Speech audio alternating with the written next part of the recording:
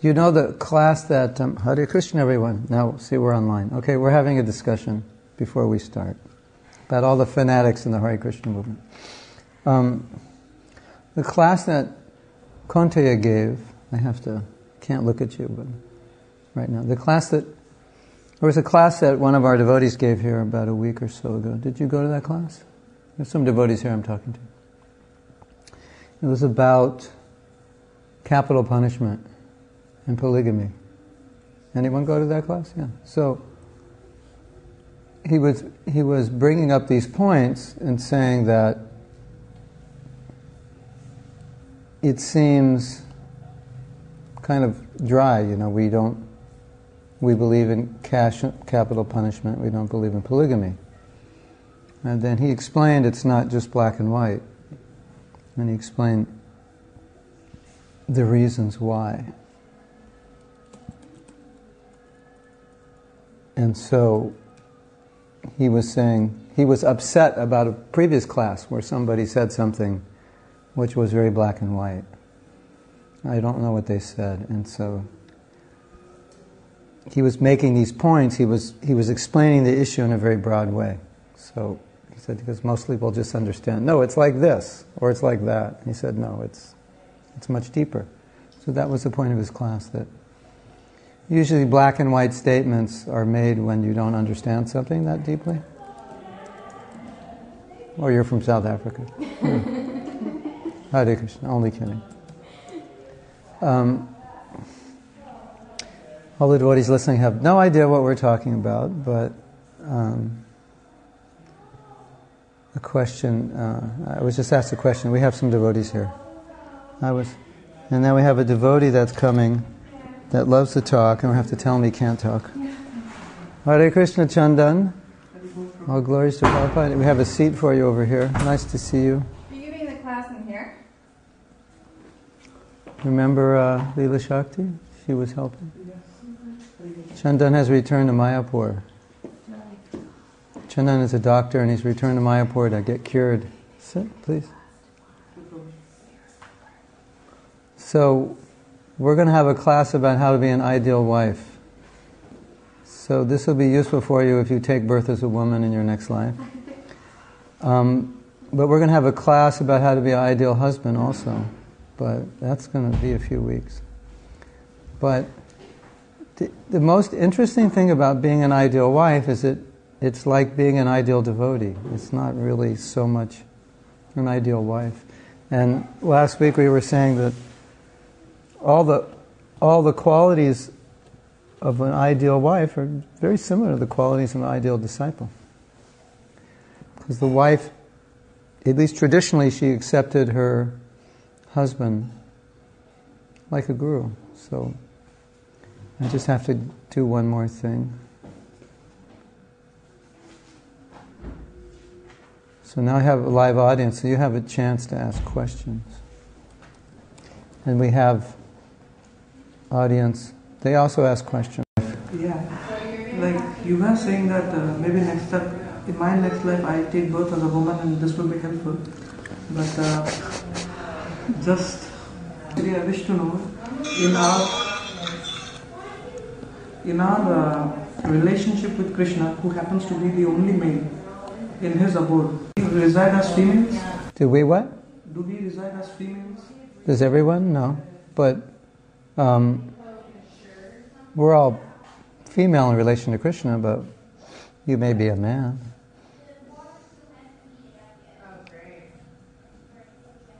You may be a cowherd boy. If you want. If you're attracted to that. But we're all enjoyed, and Krishna's the enjoyer, so it's the same thing. It's not, my class is not coming up. Not good. Okay. Ashalata, welcome. Ashalata's in Germany. Oh, so that means, that's a good time for you. Yeah. And Jeremy, okay.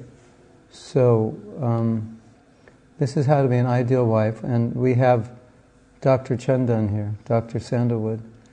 And he's in the studio audience, and all the men out there, I said, this will be useful for you if you become a woman in your next life.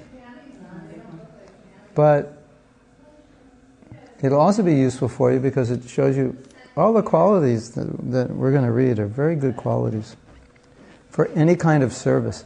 And I said something interesting last week, that I was talking to Bhaktivedanta Purnaswami about the attitude of an employee, and he recited the verses from the Bhagavatam that describe a wife. And he said that's the ideal attitude of an employee. It has all the same qualities. It's just the ideal attitude of someone who serves. But then you can see it has the qualities of disciple. Anyway, we'll read. So, if you have questions, just scream. Scream on chat. And welcome to all of you. We have some devotees on chat on Krishna.com, and we have some on Mayapur. Either way is good. I'm on both. And yes. Okay, so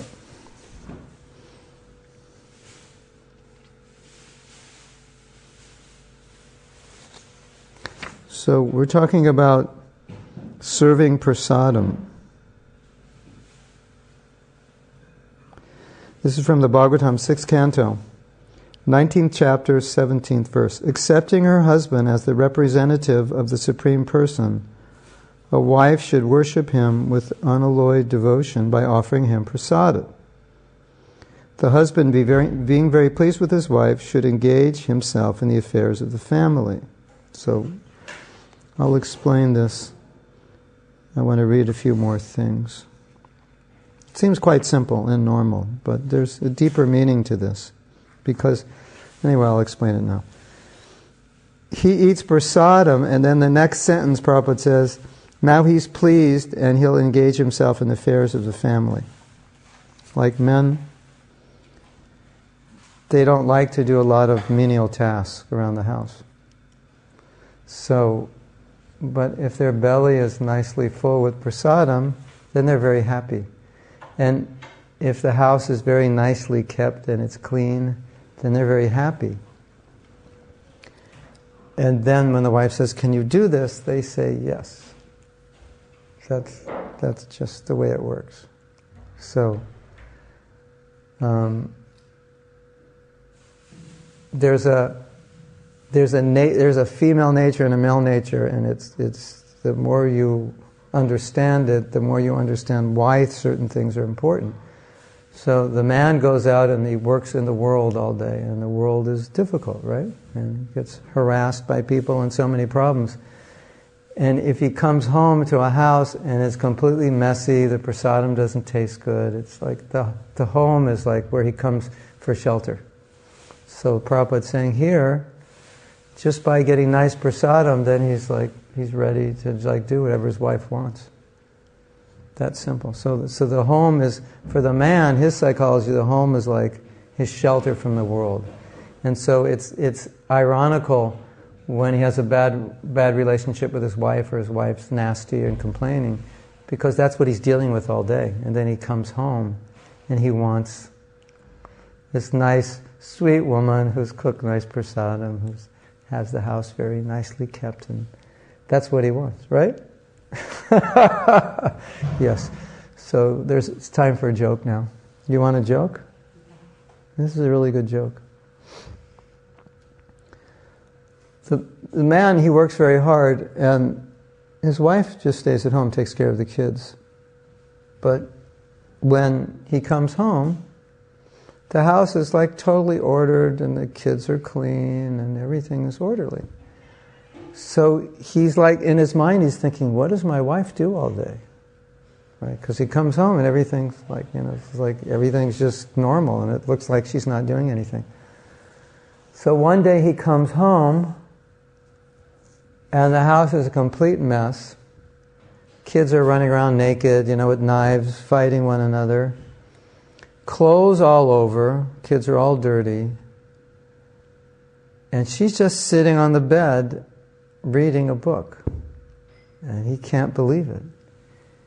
And he said, what's going on here? And he said, well, every day you come home and ask what I did all day, like I didn't do anything. Well, today I didn't do it. You like that? You get it? Today I didn't do it. Yeah. So the husband comes home, the house is clean, the kids are clean, there's nice prasadam, then he's happy, right? And that's why the worst thing for a man is to have a wife who's complaining and nagging, because he has to deal with that all day, usually, right?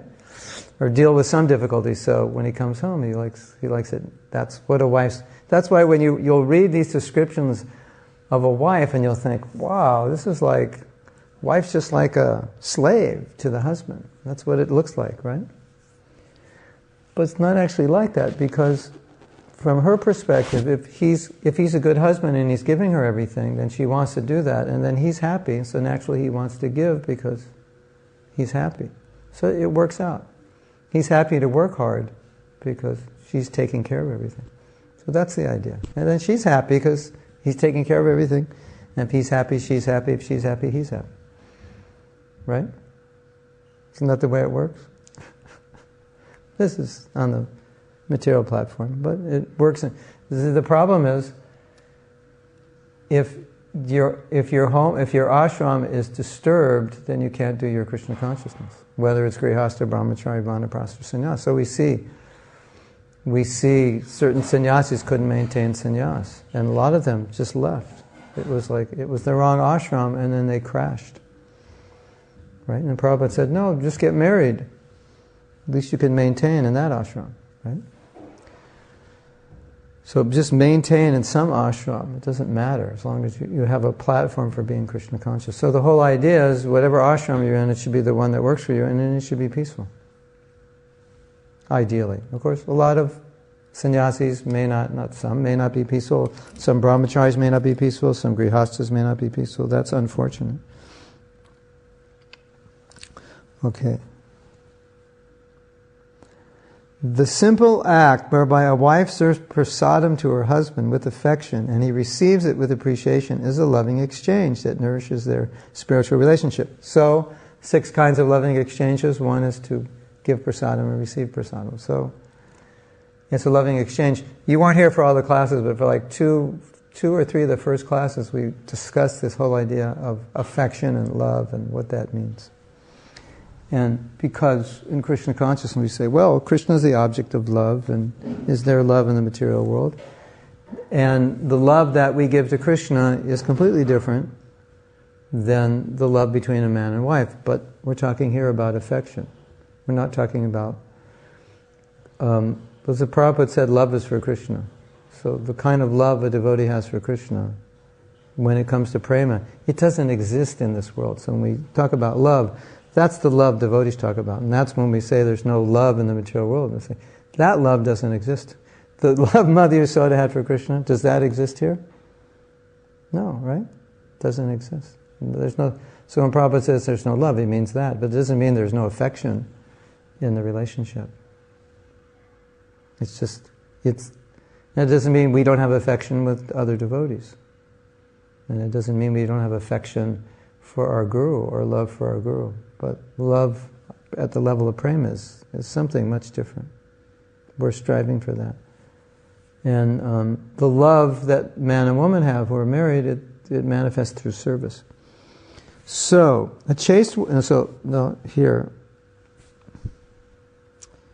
here we continue on this theme. A chaste woman, we also said last week, these are descriptions which make sense within the context of Vedic culture. So you have to understand them within that context. The details may not apply, but the principles are true. And I've read many books on marriage, and they say the same thing.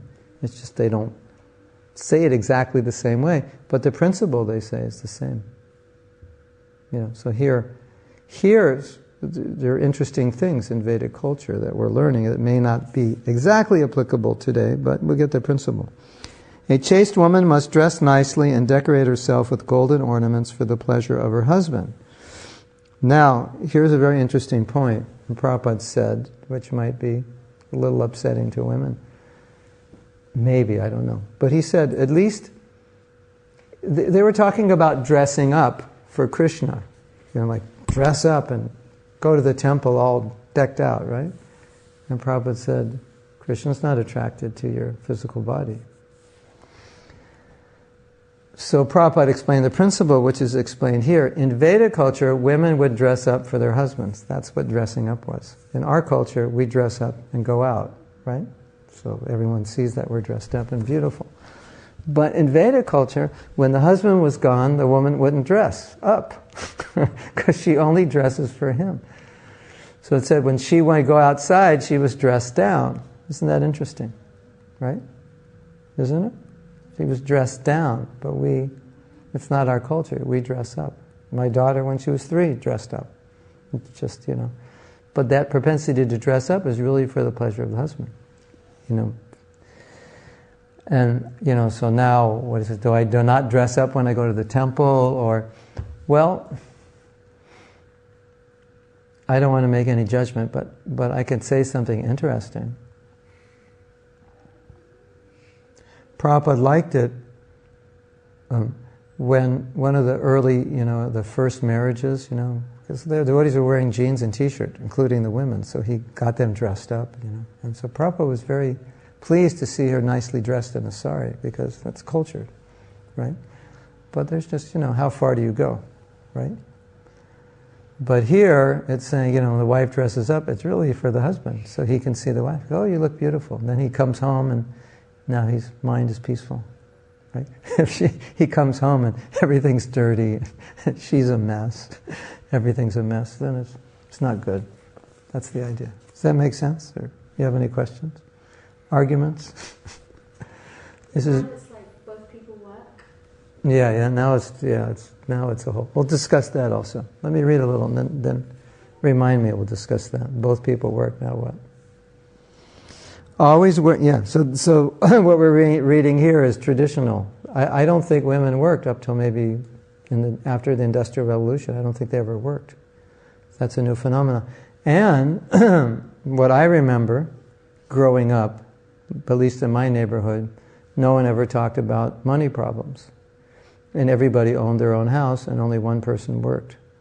So I don't remember anything being expensive when I grew up. Now, everything now is so expensive. It's crazy.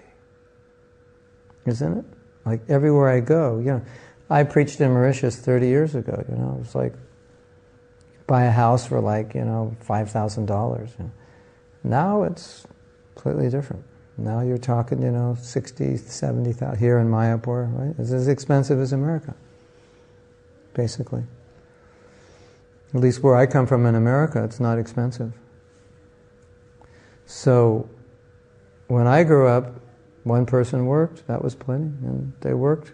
My father left for work at 8 o'clock and came back at 6 or something, or 8:30. It wasn't like he worked a lot of hours. So in traditional societies, in my parents' generation, my parents were born in the early 1900s. They were older when I was born.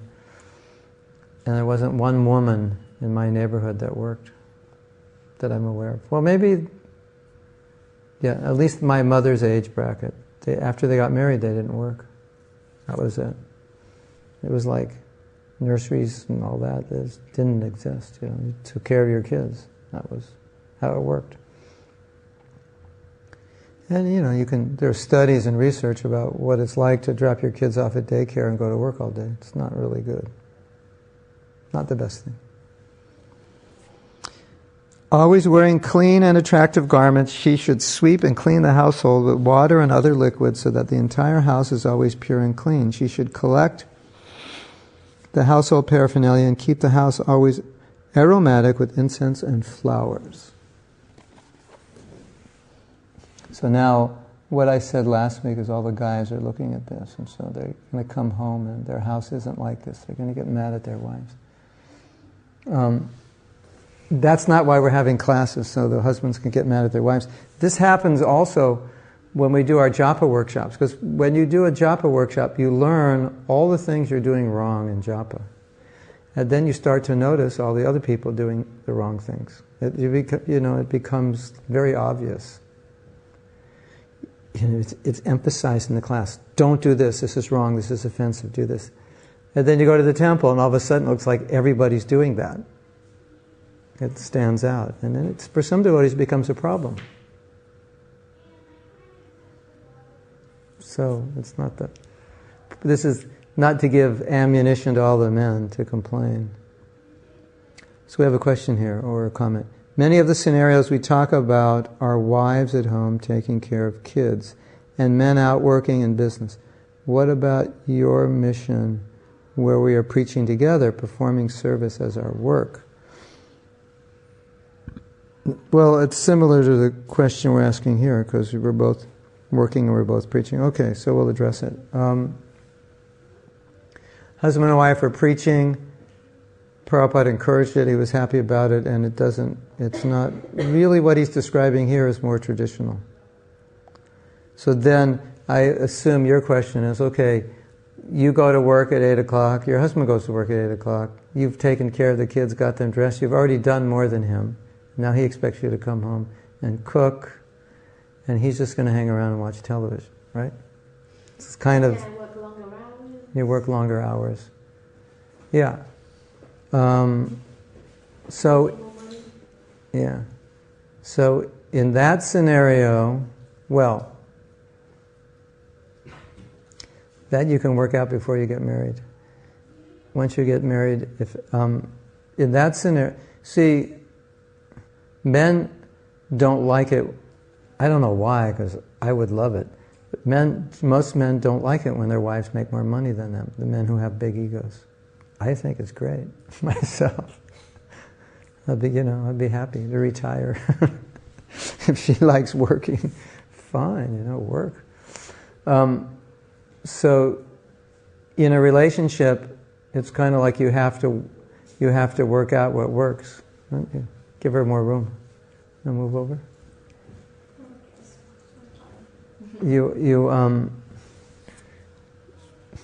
It's like Prabhupada gives us ideals. Okay, this is an ideal, and it works within this context. But what we're trying to see is, well, what are the principles in there, right? So there's some underlying principles. But now, what about the particular situation you're in? How do those principles apply? So here, and Timothy's asking the same question. He goes out with his wife and they preach all day. So they've been out all day doing the same thing, right? Now what? Now what do they do when they get back? Who cooks? Who cleans? In a scenario like that, you just sit down and figure out, okay, who's going to cook? Who's going to, it's not like one cooks and the other one goes to sleep, right? You work it out, and it's not, okay, if the man doesn't, but the woman's supposed to cook. No, it doesn't matter. Whoever cooks, cooks. Whoever cleans, cleans. You just work it out. The problem is, if you get married and you haven't worked that out, and then you're in the middle of it, and your husband's like, no, you do all these things. You say, but I work longer than you. That's your duty to do all these things. No, but I'll have a nervous breakdown if I do it. No, you're just emotional. Then you run into that situation. Or in that situation, you might say, then I won't work, but you may like your work and you may not want to stay at home. So then you have that problem. Or he may want you to work. What I would say, in situations like that, if you're working, you're making money, you're making more money than if you wouldn't work, just hire someone to do everything. Or make some arrangement, As opposed to, if you didn't work, you would do it yourself, but you can make more money than you'd have to pay somebody. Of course, in England it must be expensive, right? Anyway, hire someone to cook dinner for you if you're gone 12 hours a day and making all this money. I'll tell you why also. Because we need time to do sadhana. And if you're going to work, if you're going to be gone more than 8 hours and you have to do all the other stuff, you don't have time. Just like you're going to the Mayapur Academy, so you're getting all of this. all these good things you're getting. But if you go back and you get up at 6, chant 2 rounds, take your shower, everything, and then you only have time to chant 2 or 4 rounds, and you go to work, you can't use it. It's like you went to the store and bought all these tools and you took classes how to use them, but now you have no time to use them. So that's a big problem. That did not exist when Prabhupada was here, because nobody worked that hard. No one had to. Things were not that expensive then. It was just a different world then. You know how cheap it was to live in India when Prabhupada was here? That was ridiculous. You know how much land cost in Mayapur when they moved here? Like acre was like $3,000. You believe it? Something like, now an acre is like what? 100,000, 500,000. It's just a different world now. So that's another thing to consider.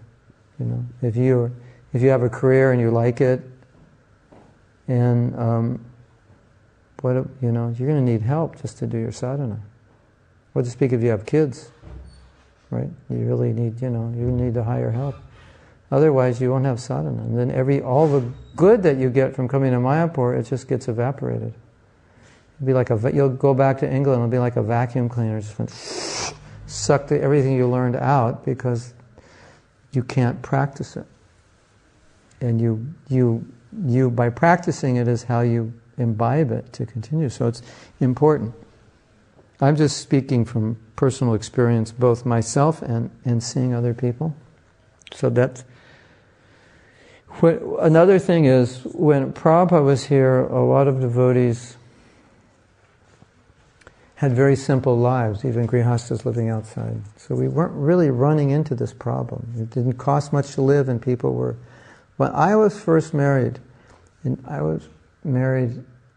first got married, I was a temple president, and they said, all temple presidents should get married, and I was 21 or something. And I got married, and my wife left like a few years later. But we lived in a studio apartment, and the rent was $90 a month. And in those days, I could go on book distribution on a Saturday and make $90. So it means in one day I could make my whole month's rent. Now, average city in America, if you go to New York and you live there in a studio apartment, you're lucky if it's $1,500 for a studio apartment. Maybe in San Diego now, you'd find a studio apartment for $700 or $800. Can you make $700 or $800 on Sankirtan in a day? No. So you see? So I needed $90 and I didn't have a car, and I could do full-time service for the temple and just take the money out of book distribution that I needed and eat at the temple. It's a very simple life. That's how devotees lived. It was such a simple life. So we're all living as full-time devotees, even the grihastas. It's not like that now, right? You have to have a good paying job to live because it's so expensive, right? Like, hey, I'll just get we'll just get a little apartment, we'll do a little service, do a little, little Sankirtan, buy a few things in here, sell them, fine, we'll make enough money. Devotees who do things like that, make enough money, just go out somewhere, make a bunch of money, and you have enough money for 6 months. It's not like that now. So, one of the things that Prabhupada said, that I mentioned last week, which is really interesting, is that a devotee wrote Prabhupada and said, my wife is more Krishna conscious than I am, what should I do? And Prabhupada said, then listen to her. So he shifted it, Then listen to your wife, she's more Krishna conscious, listen to her. One girl was initiated as a Brahmin, and then her husband got Brahmin initiation later, and Prabhupada told her, give him the mantra. So she acted like a Ritvik kind of, giving her husband the mantra. So Prabhupada, Prabhupada's mission was to take everybody back to Godhead. His mission wasn't to be Vedic. But generally the Vedic creates that paradigm.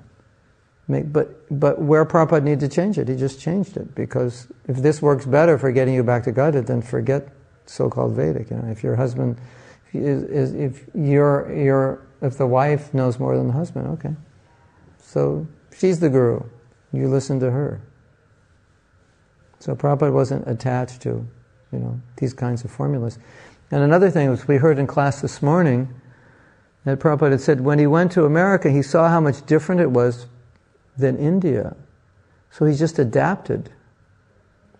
And then by adapting, his movement was successful. And he said, I was successful because I adapted. So he wasn't attached to these roles. Like here in India, women didn't live in ashrams. It was very rare. Or if they did, it would just be a woman's ashram. And so Prabhupada let women live in temples. And in many, let's say how was it? Yeah, I mean, there was quite close association in the early days between men and women. I mean, women lived, we had a house, first temple I lived in was like a 3-story house. I think the women were in one story, the men are in another story. It was just all like one family living in a house. And it wasn't, we were so used to living that way, it was like no problem. It was just, we were all hippies, and so men and women, it was like brother, sister. If you look at the videos of ISKCON in the early days of the movement, you'll see the men and women, they're in the temple and they're all together. There's not men's side, women's side. It's just, no one thought of it. It wasn't, I'm not saying we should do that, but it wasn't a major issue. And Prabhupada was in the temple and he saw those things. And if someone would say, should we be separate? And Prabhupada would say, yeah, that would be better. But he never told us to do it, and we just figured it out. It's interesting. Things were going on, so all right. So he wasn't so attached. He was more attached to the principles of us becoming Krishna conscious. So then Timothy's question, husband and wife preaching? Yeah, so many husbands and wives were spreading Krishna consciousness. And so Prabhupada said, in Gaudiya Math it was all sannyasis. He said, but now you're doing more than the sannyasis. Because the sannyasis in Gaudiya Math couldn't get Krishna consciousness going in England, and Grihastas did it. So Prabhupada said, what the sannyasis couldn't do, my Grihastas did. So Prabhupada really put stress on preaching. So he made quote-unquote compromises, adjustments for that. So what you're asking, the question you're asking is like an adjustment. Okay, here's the reality. If you need to work, your husband needs to work, okay, you can't keep these traditional roles, because these traditional roles are within the context of wife staying at home, husband working. So the husband shouldn't read this and go, okay, you cook, you clean, even though you work 12, you're gone 12 hours. No. They have to. Any good husband will understand that. Right, Chanda? Mm-hmm. And if he doesn't understand that, don't marry him, because he's hopeless.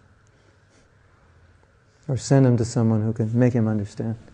But these are things you have to figure out before you get married, because afterwards, then it's just a fight. But Prabhupada said Krishna consciousness is common sense, or 99% common sense, or 100% common sense. So a lot of questions devotees ask me, they're very interesting, because if they weren't devotees, they wouldn't.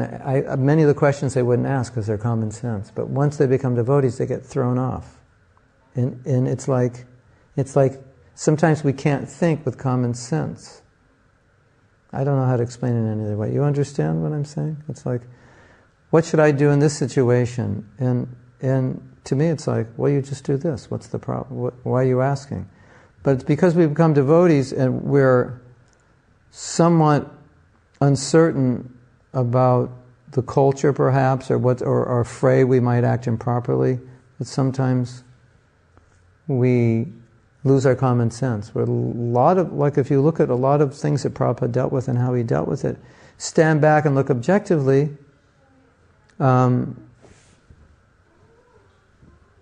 then you'll see it's just common sense. Yes? It's like when you come to devotional path, the fear of doing some aparat also grips us. Yeah, that's true. So for that reason we are that bit extra careful to see that we don't make any mistakes, because now we're devotees, we need to be all that more careful. But the problem is you get stuck too much into rule and regulation consciousness, and then you can't use your common sense, because then you're not adjusting the rules, or you see in this situation this rule it's not going to work. Common sense tells you this rule is for this situation, like in your situation. This what we're reading doesn't apply to you, because this is for unmarried women whose only job is, they have the whole day to make the house nice. If the husband comes back and if the house is a mess, she's a mess, it's like, what did you do? You don't work. Okay, then he can be upset, but if she works all day, then... And Prabhuji, one more thing which happens in India is that right at our school levels, we had these debates like girls are better than boys in every aspect of life, or boys are better than girls in every aspect of life. They never teach that they aren't better than each other, but they are just different. Yeah. So that context is never... That's another crazy thing. In the class yesterday, 2 days ago, 3 days ago, some question came up. I wasn't in the class, I was listening on the radio, so I didn't hear the question, but I think it was something about men, women, intelligence. And she answered, she said, Prabhupada said, any man or woman who becomes Krishna conscious is the most intelligent. Any man or woman who doesn't surrender to Krishna is less intelligent. So, Kush, she's very intelligent. And there are many men who are not as intelligent as Kush. But when we're describing intelligence on the spiritual level, we're describing something different from the material level. So, for men to think women are incompetent, that's crazy. But men have a certain kind of intelligence and women have another kind of intelligence. That's a different thing aside from material competency, There's, so many things I'm not good at that women are good at. It's just, for a man to think I'm smarter than women in everything, it's just stupid.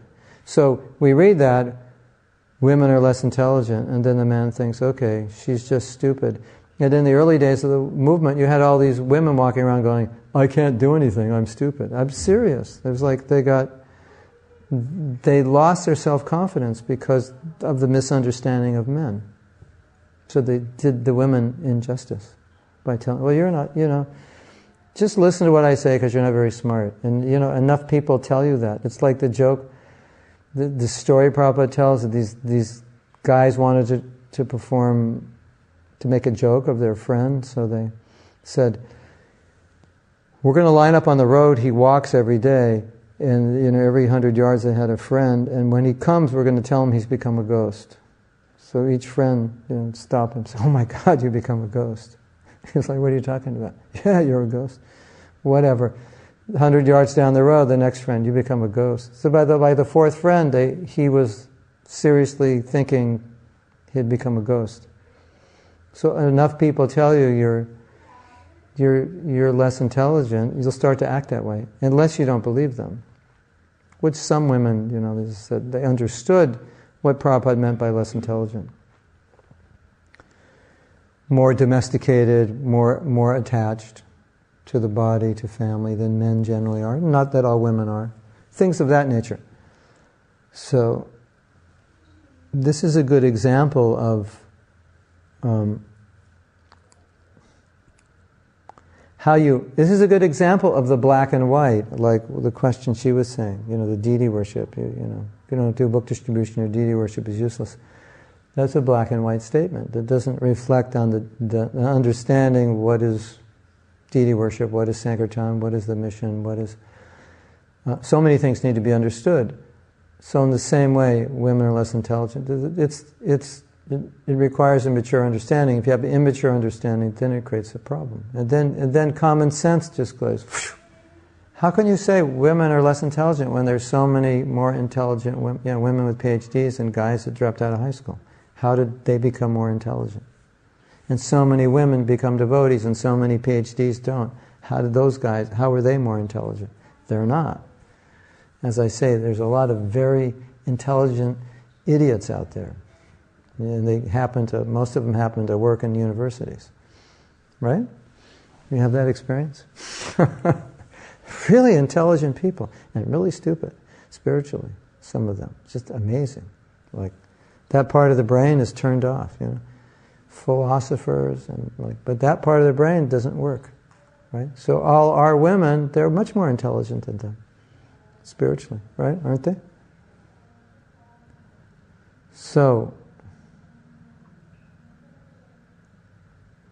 what's very important in relationships is flexibility, so that the wife and the husband can be flexible. Okay, these are the roles, but right now I want to develop something, so I can't work. I can't make any money because it's going to take me a couple of years to develop this business. I have to write a book, I have to do this and that. It's going to take time. So I'm not making any money. So my wife says, okay, I'll work. When you stay home and write your book, you take care of the kids and I'll go out and work because I have this degree. And okay, so the roles shift. Yeah, so all right, so this is practical. You shift the roles for... So Prabhupada was like that. He wasn't...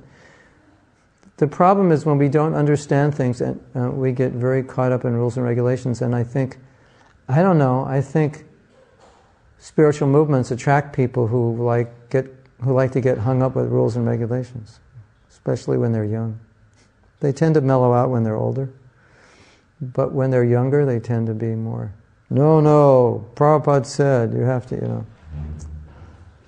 You know this story? There's a Ekadasi, and they gave Prabhupada a Simply Wonderful, and Simply Wonderful is made with powdered sugar. What do you call powdered sugar in England? Icing sugar. Icing sugar. Where are you from? England. Icing sugar, yeah. So you call it icing sugar. And I don't know about in England, but in America they use cornstarch, they use that, do you know? Yeah, they use cornstarch. So they gave it to Prabhupada and said, Prabhupada's Ekadasi, they use cornstarch, and Prabhupada said, we're not fanatics. Just like...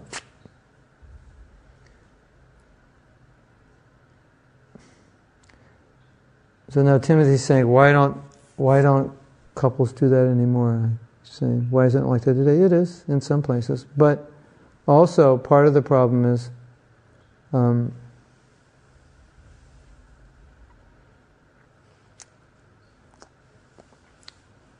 Prabhupada came, he came with a mission. And his mission just kind of picked everybody up like a hurricane, kind of. And we all got hooked up into it. And so the idea of like having a big house and a lot of, and a big overhead and a career would interfere with being able to go out and save the world. So most of the devotees didn't do that. That wasn't part of the paradigm.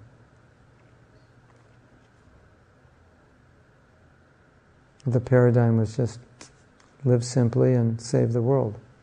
So that's why Grihastas were living very much like, not a whole lot different than the brahmacharis. For some of the women that was difficult. And so gradually, things kind of, water seeks its own level. So gradually, we realize what's a level where everyone will be satisfied. But there are couples today that can do that, and we're not saying you should or shouldn't do it, and you have to decide. So, anyway, shall we read some more? About dressing nicely and fragrant flowers. Okay. Okay, now we're talking about what we talked last week, is about the husband not taking advantage. Because what the husband will do and say, listen, you're the wife, so you have to do A, B, C, D, and E. And he thinks he doesn't have to do anything. Because here the Shastra says this is what the wife does. And so the onus is on the wife to do all these things. So here we have something different to balance it out.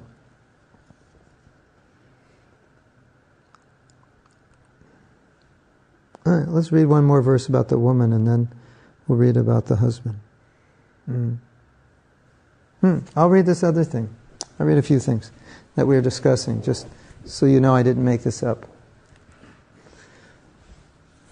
According to Yajnavalkya religious instructions, a woman whose husband is away from home should not take part in any social function, should not decorate her body, should not laugh, should not go to any relative's house in any circumstance. This is the vow of the ladies whose husbands are away from home. At the same time, it is also enjoined that a wife should never present herself before the husband in an unclean state. She must decorate herself with ornaments and dress, and good dress, and should always be present before her husband in a happy and joyous mood. The secular books say the same thing. They say the same. It's interesting. You look at this and go, wow, this is like really strict, or this is very antiquated. But if you read modern books about marriage, a lot of people say the same thing. The husband just wants a nice house, and he wants you to be nice. One devotee that I know very well was here last month, and I told her I was giving these courses, and she said, my husband said to me, we're having a discussion, he said, you could, by what he said, you could kind of understand the context of the discussion. He said, if you could just be nice to me, then everything would be fine. That sounds kind of stupid, doesn't it? And it's like, well, it's not nice to me. It's hard to be nice all the time when you live with somebody. You know that? If somebody does something for you every day, you take it for granted, don't you? You don't appreciate it. Your heart beats for you. Do you ever sit down and tell your heart, wow, I really appreciate all the work you're doing? No, you take it for granted. It's supposed to beat, right? So the husband, the wife, they're serving one another.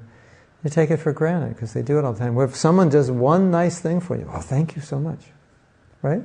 But when they do it every day, you expect it and you don't appreciate it. So sometimes we take one another for granted. And so her husband's saying, if you could just be nice. Just, wow, sounds so simple, huh? It's not easy. But this is, if you wanted to translate everything that's being said here, it's just being said, just be nice to your husband. Isn't it? Isn't that it's really what it's saying? Just be nice, don't nag, smile, dress nice, be pleasant. Is that too much to ask?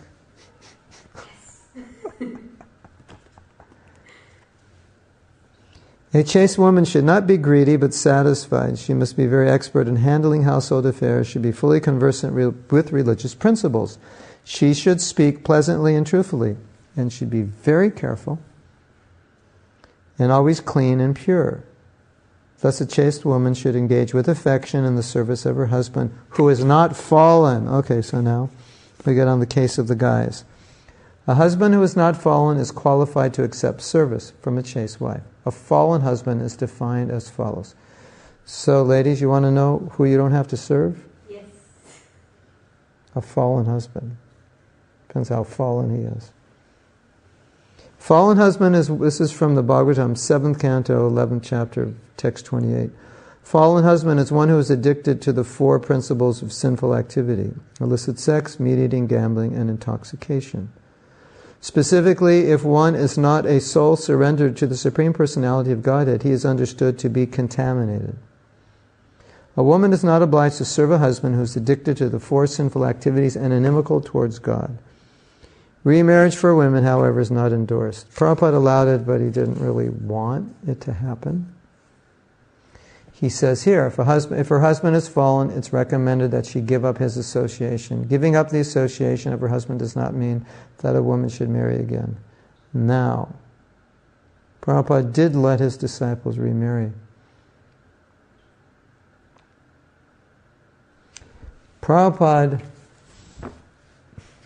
was the last person in the universe to condemn anyone for what they did, if they did something wrong. And many times he let people remarry, even sannyasis who had fallen. He let them marry and take up their post. He was very kind in that way. And so, in a similar way, we can say a woman should be kind to a husband and be tolerant, but there's a certain point where all this nice service that she should do, it doesn't work anymore because he's not worthy of accepting that service. And if he's not worthy, naturally the woman doesn't want to do it, right? So you don't want to be with a man who's not worthy because he'll have no desire to do it, right? True? You've been married before? No. What? Not married. But yeah. Relationship? Yeah. Yeah. So the problem with some men is that they don't feel responsible. They think, no, this is the way the wife should be. But they don't feel responsible for being the way a husband should be, which in further future classes will describe what the husband should be. But as a highlight to that, one of the things that's really good about Asian cultures is that there's this hierarchy of respect. And which is why in the hospitality industry, airlines, hotels, Asian airlines and hotels always rate higher because people are raised in a culture of respect towards authority. And so they're just naturally more helpful with people and more tolerant. But it backfires because the people who are being served sometimes, they lost our connection. They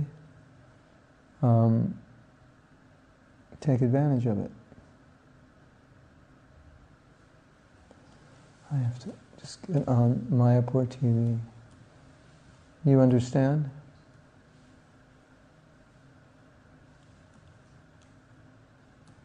It's like, okay, I'm your father, therefore you should respect me and do whatever I say.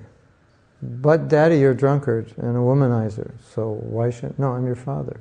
And then we have this when we become devotees.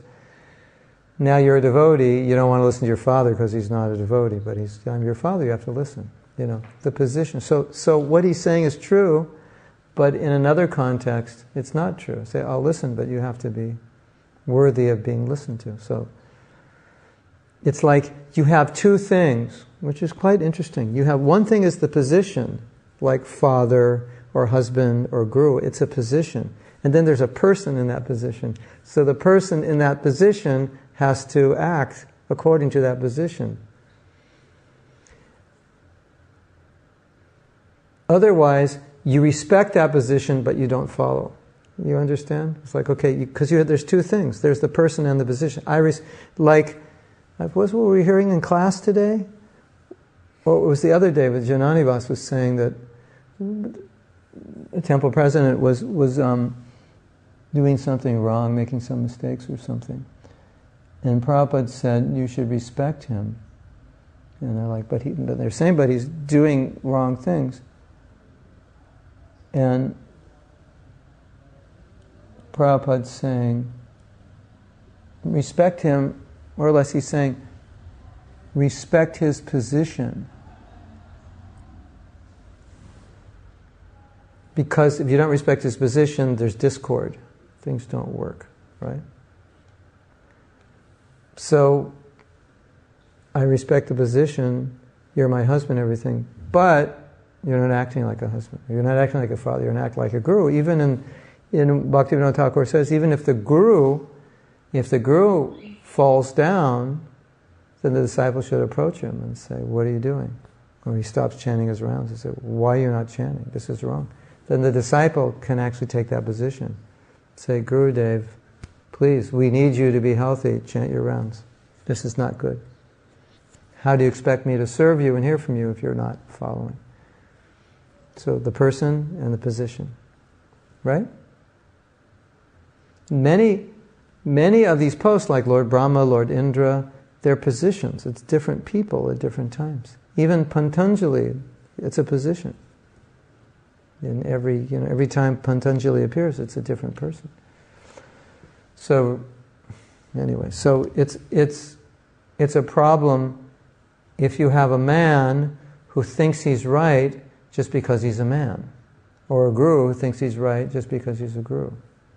No, just like Prabhupada said, they were on a morning walk and he was asking questions, and the devotees he would say, what's this, what's that monument, what's this flower, what's that building, and they would tell him. And he would say, just see, you're my disciple, but you're teaching me. As I teach you, you teach me, because I don't know these things. So, anyway, you understand the principle. That a man, just because he's a man, he thinks he's better. He knows everything. It's really bad. And then he makes all these demands on his wife. Really bad. creates so many problems.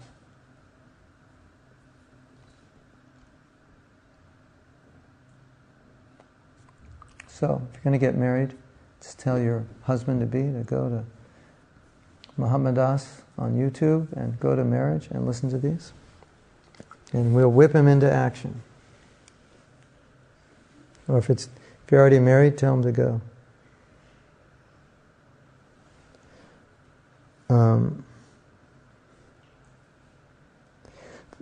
This is from the 3rd canto, 23rd chapter, verse 1. The wife is dependent on the husband. And if the husband is a Vaishnava, then naturally she shares the devotional service of the husband because she renders him service. This reciprocation of service and love between husband and wife is the ideal of a householder's life. So, you're serving a husband who's not fallen, so you get the benefit of his service.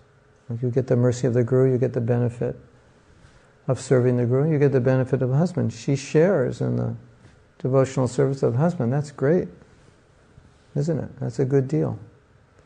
So, you serve a man who's fallen, then no good. So, you have any questions? Wow, it's already 8 o'clock. That was fast. Where did the time go? Crazy. Yes? I want to go back to the point where we said a chaste wife must be conversant in all religious principles or affairs.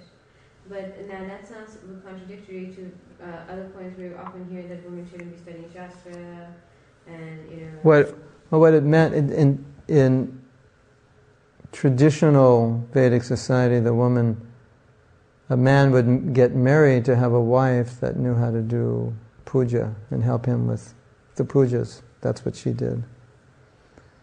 So he needed her to help her do that, and she would assist. But in traditional society, she never studied the Shastra. But as Sureshwar said today in class, he said that in traditional Vedic society, the education the men and women had was completely different, and they didn't intermingle. So in our society, you get the same education, you're intermingling, so there's not a whole lot of difference now. I mean, physiologically, psychologically, the differences are there. But culturally, educational-wise, and what you're exposed to, it's very similar. So Prabhupada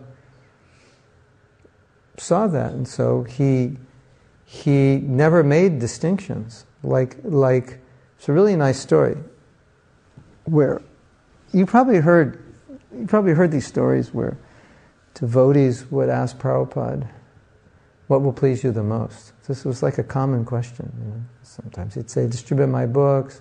Sometimes he'd say, love Krishna. And so one time they asked, and he thought for a moment, and he said, that you all become guru and save your country. He said, if you can't save your country, save your village. So you all become guru and have your own disciples and save your country. So he didn't say men, he didn't say women, he didn't make those, distribute my books. He didn't say, the men distribute my books. Open centers, he didn't make distinctions. So he saw the situation, he saw the capabilities of the men, capabilities of the women, and so many instructions he gave, they were for everybody. You know, his GBC, he had men. He wanted men on the GBC, or for whatever reason, or he didn't think it was suitable to have women. So, continue with your Bhakti Shastri, become a great preacher. Prabhupada was asked, can women give class? He said if she's qualified, let her give class. That was his answer. If she's more qualified than the men, she gives. If the man's more qualified, he gives. We had class by Vishaka the other day, wonderful class, and Lakshmi Mani, fired up class. So,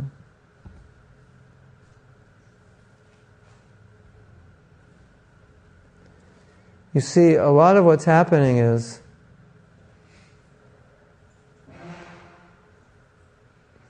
here's a problem. Here's a problem. A problem is that it can be extremely difficult for a disciple to be lined up with the desire of his guru or her guru. Because when we hear things the Guru says, they go in our consciousness. And we have desires, and we have subjective views of the world. And so when it goes in our consciousness, it may not come out the way it went in. So Prabhupada said this, but then it goes through this little filter and it comes out according to what I think. So now we have this controversy about female gurus. And you think, well, why should there be a controversy? Because Prabhupada said so many things, but it's filtered through, this consciousness of a certain way people see the world. And so what we're trying to do is, as best we can, understand things the way Prabhupada understood them. And what was his desire? What was his heart? That's not always easy. Because it appears very clear, and then you get it through your consciousness, and then all of a sudden it comes out. It says, well, why is there this controversy? Didn't Prabhupada say, I want all my disciples to become guru?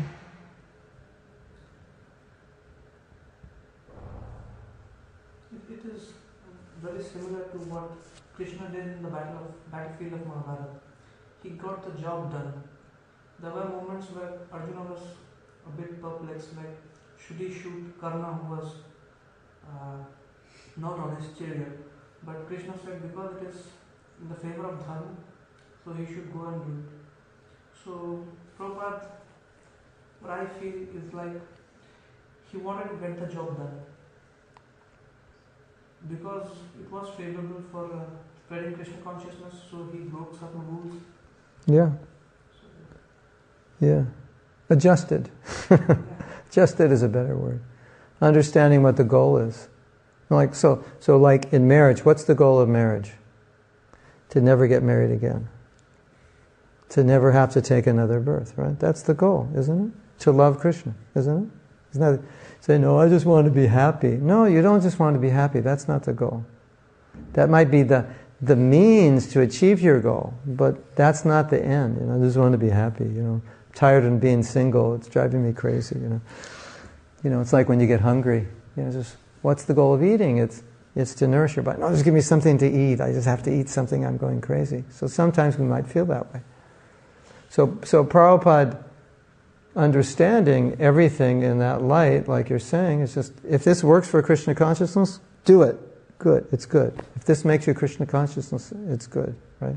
If your husband is a rascal, but he supplies you all the money you need, takes care of everything, stay with him and tolerate the rascal, because that'll be better for your Krishna consciousness, and someday he may stop being a rascal. So even though Prabhupada says you don't have to serve a husband who's fallen, but in a certain situation you might say, well, he does this and that, but he doesn't bother me. He lets me do my Krishna consciousness, so he takes care of, everything, so it's good. So you have to see it that way, right? Because that's how Prabhupada saw it.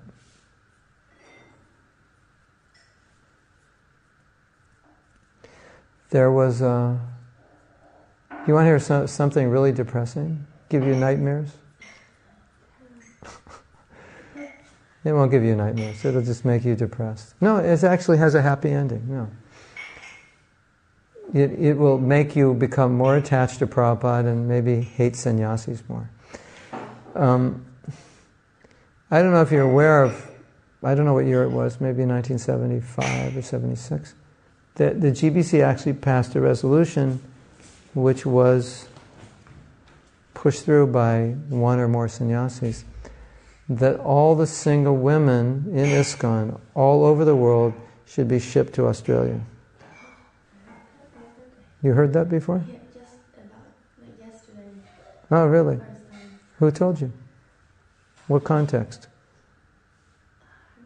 I'll try to remember. Just like some friends talking? Yeah. So, hard to believe, right? That it just gives you an idea of the danger of giving sannyas to men in their 20s who are not mature yet. They don't want to see women. Just get them out of here. The next boat to Australia, get out. We don't want you in our temples. because you're just going to cause the brahmacharis to get married and like that. So Prabhupada's going over all the resolutions, and he comes to that, and he just looks at it.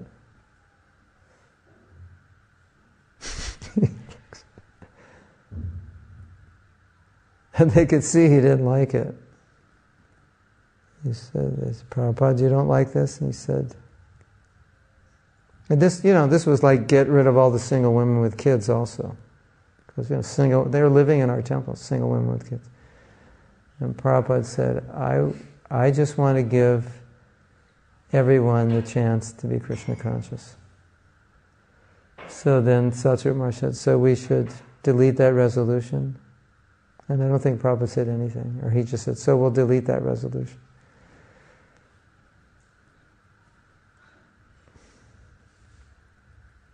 So that's an example of not understanding the mood of the spiritual master and just taking philosophy. Sannyasi, brahmachari shouldn't see women, they shouldn't hear them, should have no dealings, Taking all that, making a conclusion that is completely against common sense and certainly against what Prabhupada would want. Yes? When Prabhupada was present, did any of his female disciples give class? Yeah, all the time. She's asking, I'll tell you a little history if you want to know. Wait, first we have a question. Fanaticism taken over common sense. Isn't it a woman's dharma, or any life partner's dharma, to CTRY? What is CTRY? Oh, try? Yeah. Try to change the other person with love and dedication. Yeah. Yeah, you can. She's saying if the husband's fallen, shouldn't you try to change him with love and dedication? If he's changeable. If he's not, going to kill you before you change him, or drive you to break the principles before you change him, or something like that. Yeah, that's your choice. You can make that choice. I have a good story for you, and then we'll answer your question. This is really interesting. My first answer to that question is yes and no, and you make the decision. But there are other considerations, such as children and financial security and so many things. Now, when you're talking about a husband being unloyal, that becomes a real problem for women, that the husband has cheated on them. So then what do? Now here's something really interesting, so pay attention to this. If a husband has cheated on his wife, or even a wife cheated on her husband, statistics are around 50% of men and 25% of women in the secular world do that. I don't know in the Krishna conscious world what the statistics are, but in the secular world. So if you are a non-devotee marrying a non-devotee man, there's a 50% chance you have, number one, of getting divorced, and number two, that he'll cheat on you, right? So if that man does so, but he sincerely regrets it, a lot of women won't take him back, and they'll want to get divorced and find another man. But the chances of this man who's now regretted what he's doing, cheating on you again, are practically nil, where a new man is 50%, so better stay with him. Okay, what about repeated disloyalty? What about repeated disloyalty? That means he hasn't repented. He hasn't. But that means if he sincerely repents, that means he stopped. But if he continues and doesn't stop, no, then it won't work unless there's, the kids and financial considerations. Just say, I'll do it till the kids move out, and then if he doesn't stop, then we'll. It's an individual choice. You have to consider so many things. Now, you asked a question. What was your question again? When Prabhupada was present, did his female disciples give class? When Prabhupada was here, did his female disciples give class? Yes. So let me explain the situation. I joined ISKCON. I first came to ISKCON in 1969. And at that time, Let's say the majority of people joining were hippies or something like that. That was the culture. And in that culture, starting in America about 1966, 65, the mingling of men and women became much looser than it was previously. And so that culture was like boys and girls, it was just like boys and girls were friends, not boyfriend and girlfriend. They were just, there's so many boyfriends, so many girlfriends, it was just common, like sisters, it was normal. So that's how it was in the temple, We'd sit down and take prasadam, it wasn't men's side, women's side, it was just wherever. It's like your sisters and brothers. It's exactly what it was like. And as I said, you go and have kirtan in the temple, and there's man, woman, woman, woman, man, man. It was just all mixed up. Nobody even thought of anything, because that's how we were. And it wasn't becoming a problem. Like anyone was complaining about it, or people were falling in love during the kirtan because they were dancing next to a woman. It wasn't like that. And then we would go on Sankirtan, and we'd have one van. We'd all go on Harinam, and a van with no seats. That's what we had. And so the women would pile in, and the men would pile in. So at some point there was men and women next to one another. Between. It's like whatever. Everybody was falling asleep anyway, because we never slept that much on the ride to Sankirtan. So then. That's just how it was. And there weren't really much distinctions being made in service, because that was the culture. So nothing really changed. And Prabhupada went along with it, because he saw that's what we were like. So women, doing service, men doing service. It wasn't like there were any real services that men and women were doing specifically. I mean, maybe making garlands was more a woman's thing, but in some temples, it was mostly men. There were like one woman, 2 women. So men were doing so many things that maybe women do now. Anyway, so 1972, in 1972, there was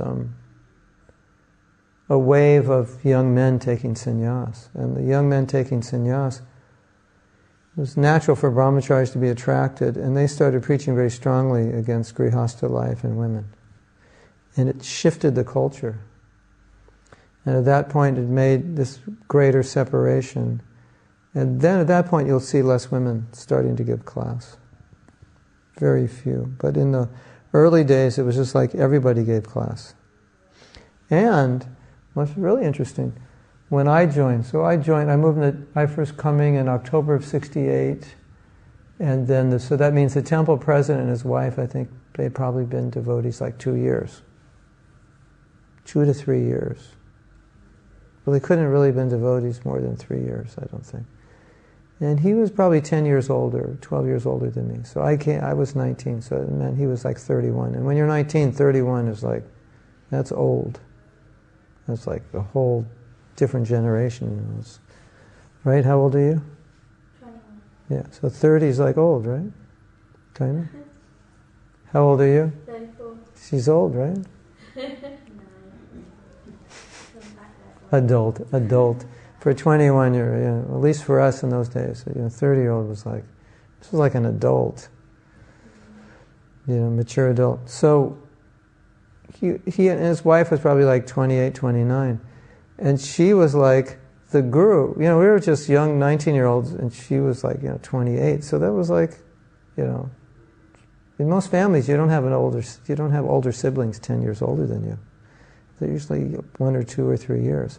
So like 10-year older woman, that was like, it's kind of mature so she was like Guru Ma to us, and she'd preach to us, and and she'd cook for us, and we didn't have any, it was like she was just like our guru. That's just, and you'd say, well, why was it like that? Because that's natural.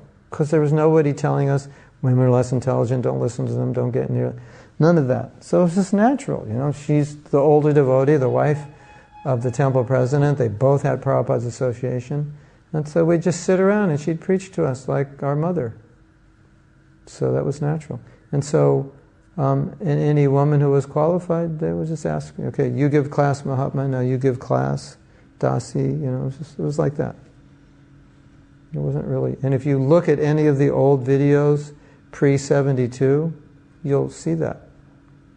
Get into the old Prabhupada videos, you'll see that. It's just, you'll see what's going on as the men and women are doing Harinam together, and there's not like a woman's, or the women are in the middle and the men are on the outside. It's, you can notice just a different consciousness. So then, after these sannyasis started getting rambunctious and preaching very strongly about women, the culture changed, and then you would get less women giving class, less women wanting to give class, and then so anyway, not all men felt that way, but this is kind of how the brahmacharis were getting trained and programmed.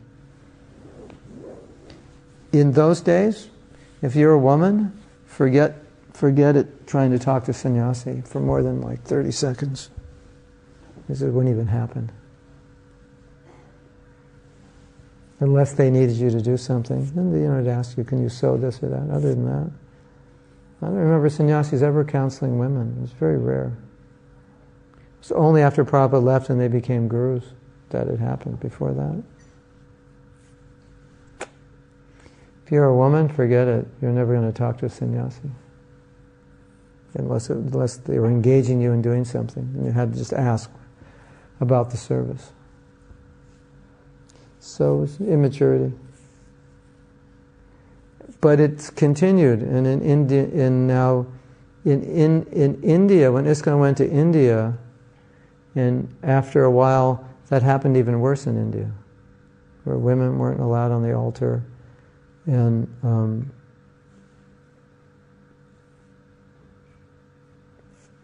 it's just somehow embedded in ISKCON culture in India. So there's resistance to women taking a role, too much of a prominent role.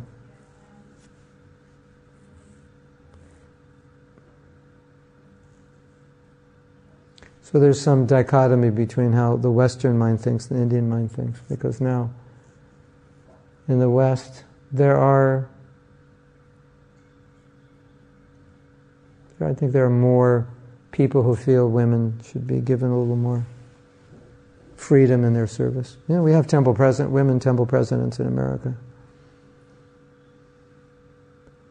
So we have, why can't we shift back to the early days? It'll happen, slowly.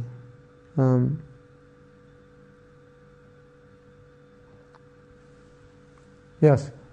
Okay, as kind of like, you're mentioning the specific change from pre-72 up to 72. And I was reading some article about GBC rules, and people were complaining about maintaining rules from earlier time in when Prabhupada was here rather than the later time, saying, but then Prabhupada was just kind of still training people up rather than, his firmer rules were right at the end. But now you're saying that, some of these changes that were enforced right at the end were not coming from Prabhupada. So how do we discern which of the earlier rules we should take and which of the later rules we should take? Which ones work and which ones don't. And it'll vary depending on the country you're in and the situation. And who's your temple president? And what rules he likes.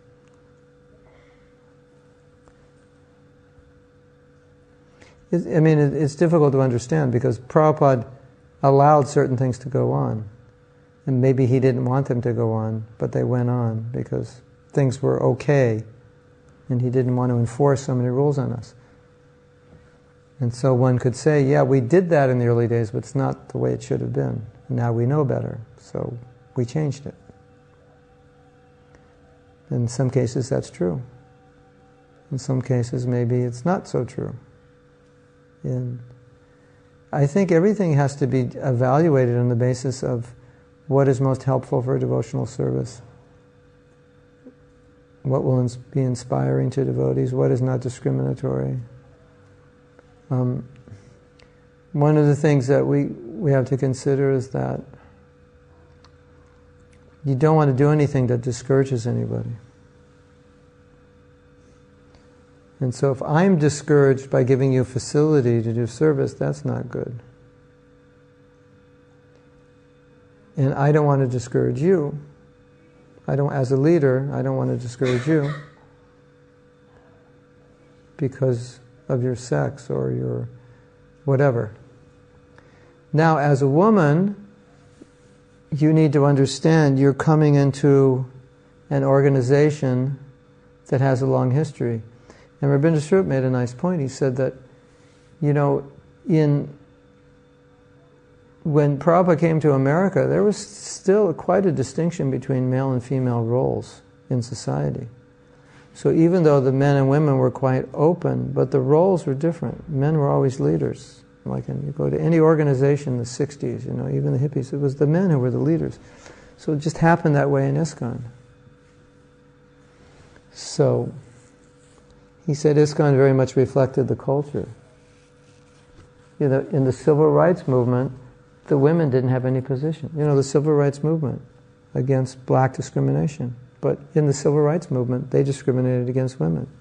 Women didn't hold any position. Because that was the culture in America.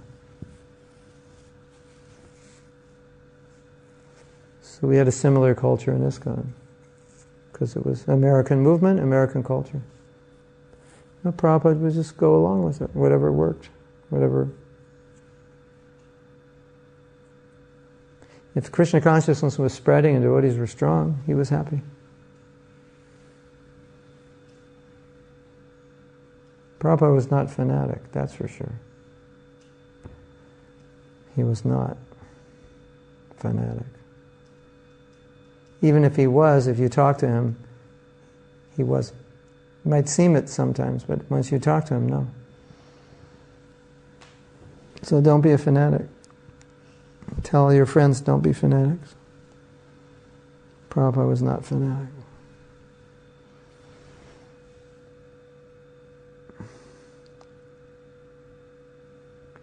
Timothy's saying, why can't we shift back to the early days? These are the early days. It's only 45 years, or 48 years of 10,000. So these are still the early days. Any other questions? She'll ask questions all night, so if you need to go, you can go. You have a rickshaw here? Oh, okay. Thank you for coming. When are you going back? Tomorrow. Oh, you're going back tomorrow. Where are you staying?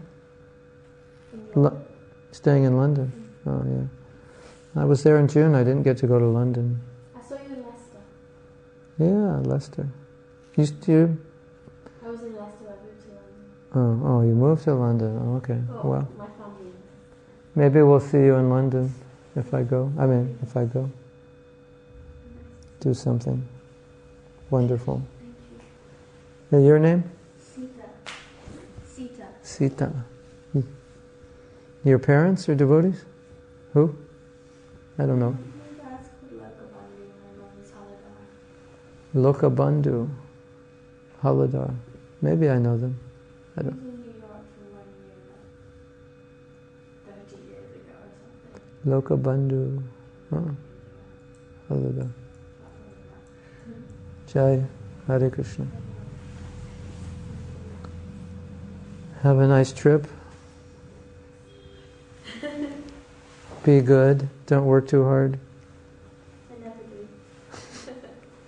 And if you want to utilize everything you've learned, self-discipline is the key. Without that, Can't achieve anything. you have the tools, but they'll sit and get dusty. Okay, Haribol. Okay.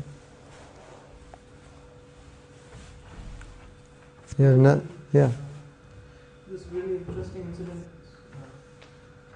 occurred a few days back when I was visiting a devotee family, and there was with me another man who happens to be a devotee, and we two were visiting, and he just put up a question before the family members that why do we offer food to the Lord? And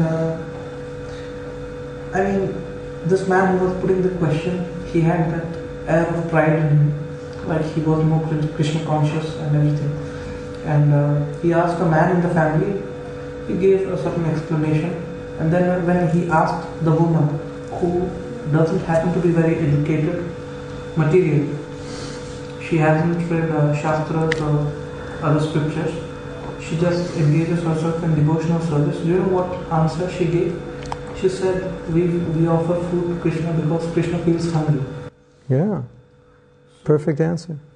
So what I want to say is that we offer food to Krishna because Krishna feels hungry.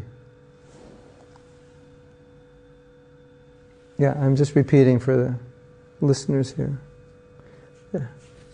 The simple woman said we offer Krishna food because he's hungry. The purpose of that is, the purpose why I'm saying this is because I feel that women, they have this ability to be open, more open. They don't kind of try to rationalize things from a logical point of view. They can accept. She does, but I understand what you're saying. So it's kind of easier for them to accept things as they are. And understand from the heart.